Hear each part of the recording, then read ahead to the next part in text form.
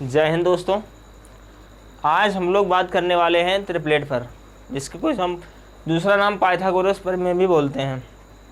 Pythagoras प्रमेय कहाँ काम आने वाली है? त्रिकोणमिति का ये बेस ही है, समझ लीजिए। तो आप त्रिकोणमिति इसके बिना पढ़ ही नहीं सकते।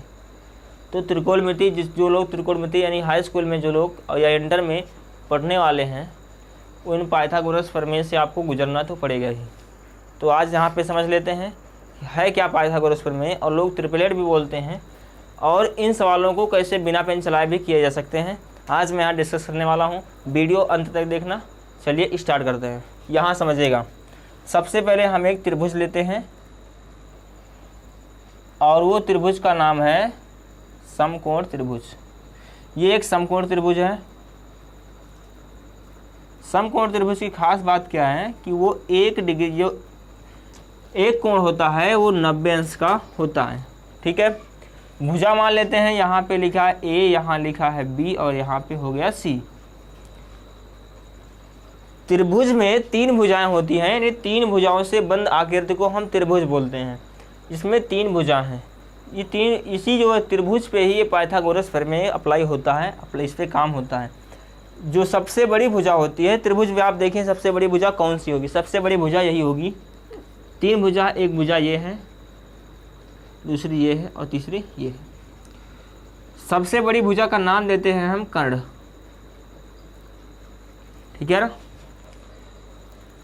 दूसरी भुजा जो एक लंब के आधार पे होती है, जो एक पिलर के आधार से जिस पे खड़ी होती है, जिस पे टिकी होती है, कहने का मतलब जो एक सीधी नुमा जिस पे रुका होता है,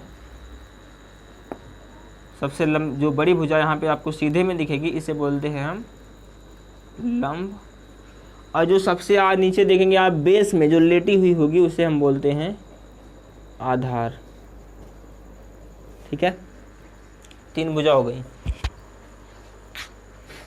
अब पाइथागोरस प्रमेय कहता क्या है, इससे क्या फार्मूला है, यहाँ समझते हैं। इसे हम थोड़ा सा मिटा देते हैं। पाइथागोरस प्रमेय ये कहता है कि जो कर्ण का स्क्वायर है, यानी अगर हम कर्ण जो है कर्ण, इसका हम यदि कर देते हैं स्क्वायर, यानी जो यहाँ पे भुजा दी हुई होगी उसका कर देते हैं वर्ग। जब वो वर्ग करेंगे तो इसका वर्ग करें और इसका वर्ग करें और दोनों को जोड़ दें तो उस वर्ग के बराबर होगा। यानी कि इसका वर्ग और इसका वर्ग करने के बाद में जिसका जो दोनों का जोड़ेंगे तो जो आएगा उस वर्ग के अकेले के बराबर होगा। कैसे? यहाँ देखिए, यानी कि कर्ण का स्क्वायर बराबर होता है लंब, यहाँ पे है लंब का स्क्वायर प्लस में आधार के स्क्वायर के।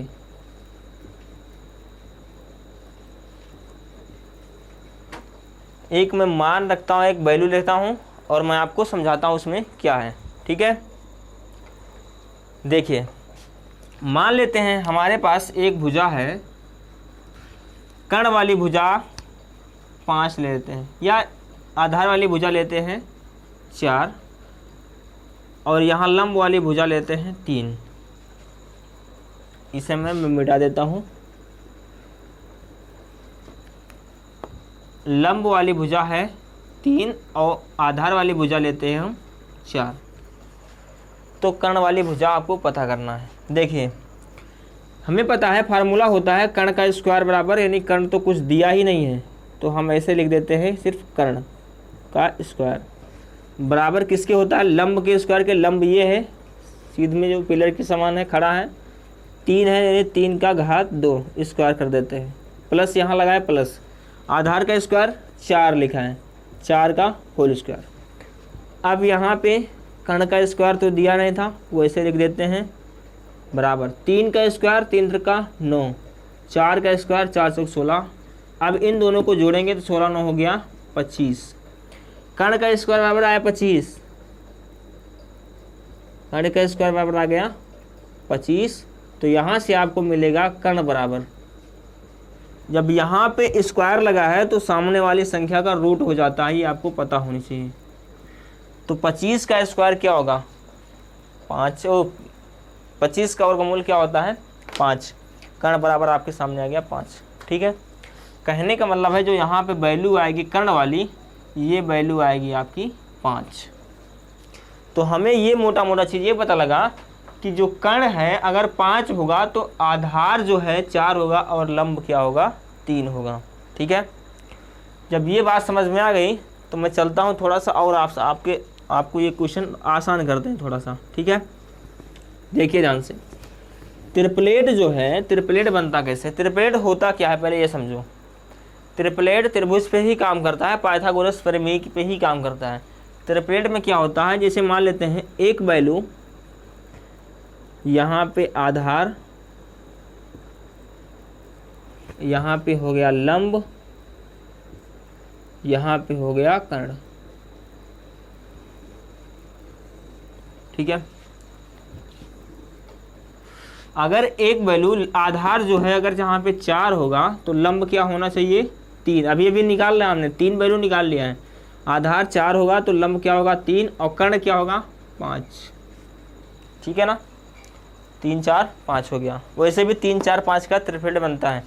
अब देखिए आधार को हम यदि आधार जो 4 है इस पर डबल का यानी 2 से कर देते हैं गुणा, तो कितना हो जाएगा 4 दूना 8।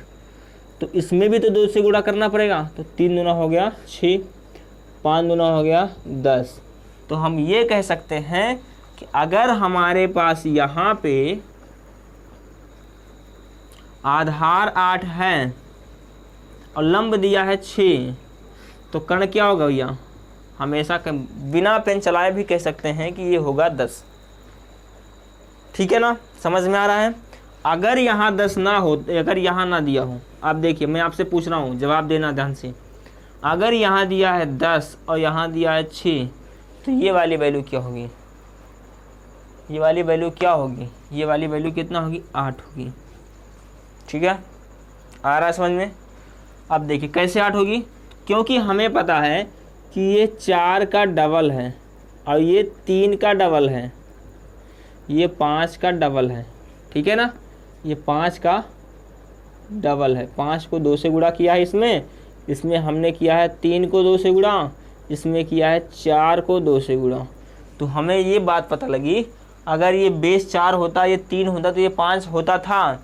मैंने 4 में इसमें 2 से गुणा कर दिया, ये 8 बन गया, तो ये 6 होगा और ये होगा 10।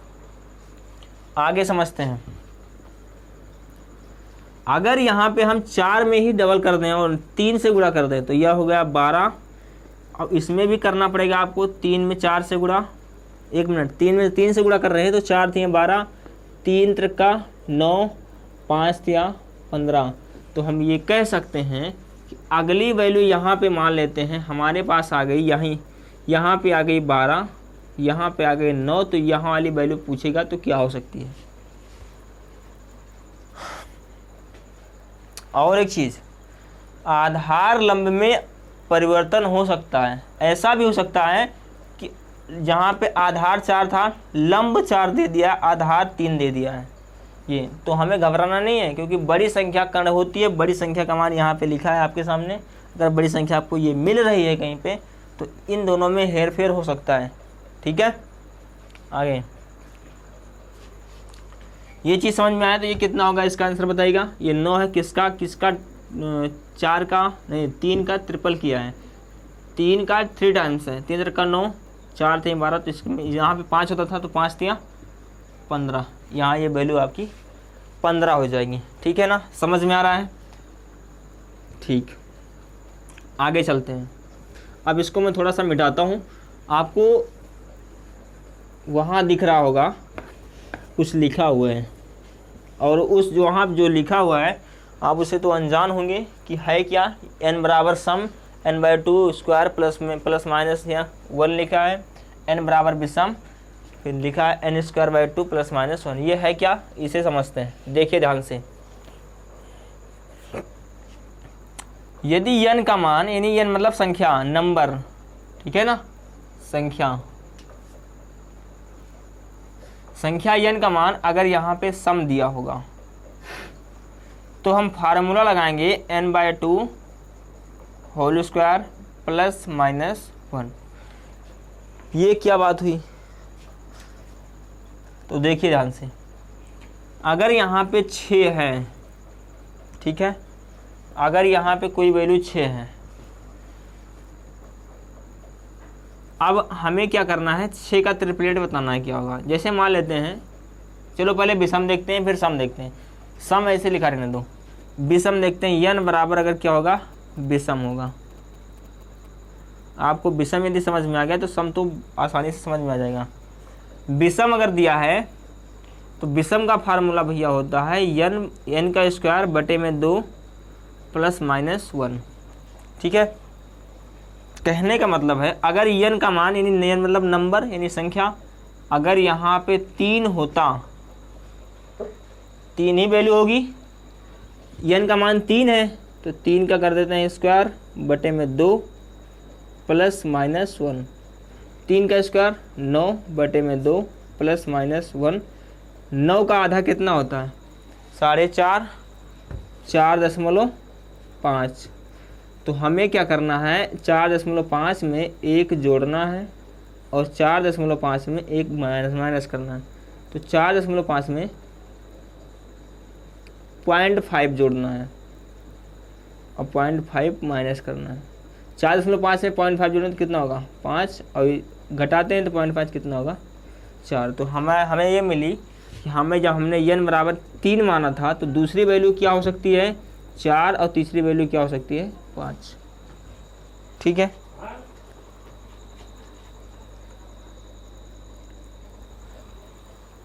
ये जो आया है, जो मैंने संख्या कोई माना है n बराबर 3, तो हमें ये पता चल रहा है इससे हमें पता क्या चलेगा कि एक वैल्यू अगर 3 होगी तो दूसरी क्या हो सकती है, तो दूसरी 4 होगी और 5 होगी और कुछ भी नहीं होगी। ठीक है ना, लेकिन n विषम है तब। आपको ये चीज़ समझ में आ गया है तो ठीक है, नहीं दूसरा एग्जाम्पल लेते हैं, उसमें आपको समझ में तो आएगा ही। देखिए ध्यान से, अब इसे मैं मिटाता हूँ पहले।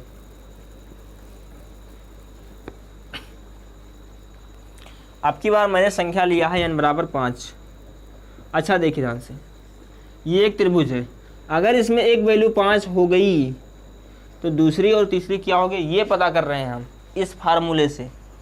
n विषम है तो फार्मूला ये लगाएंगे और इसी से निकालेंगे कि दूसरी तीसरी हो क्या सकती है। ठीक है ना, कहने का मतलब एक वैल्यू से 2 मान और 3 मान होता ही है।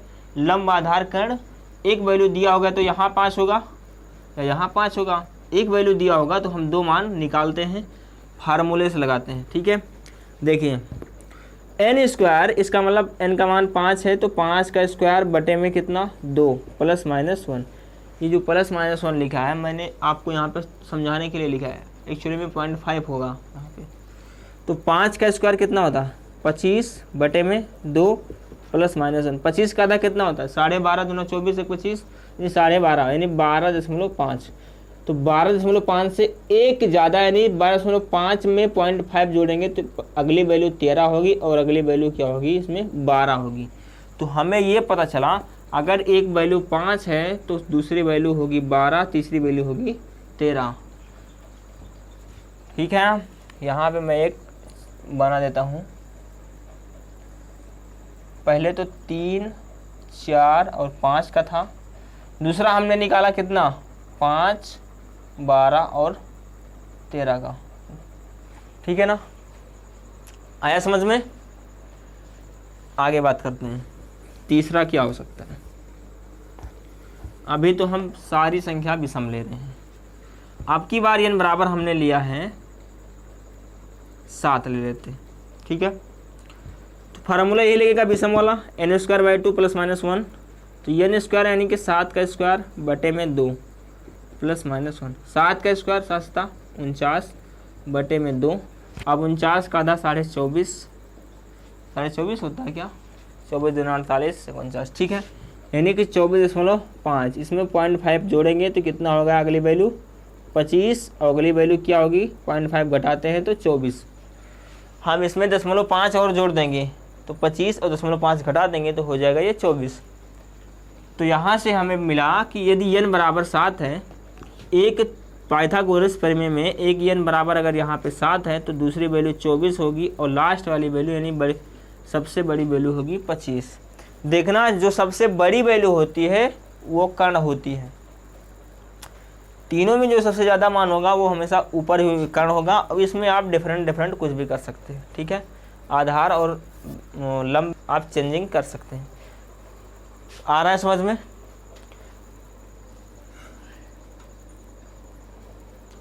आगे बढ़ते हैं। n बराबर 7 भी हो गया। अब थोड़ा सा मैं बात करता हूँ सम पे, ठीक।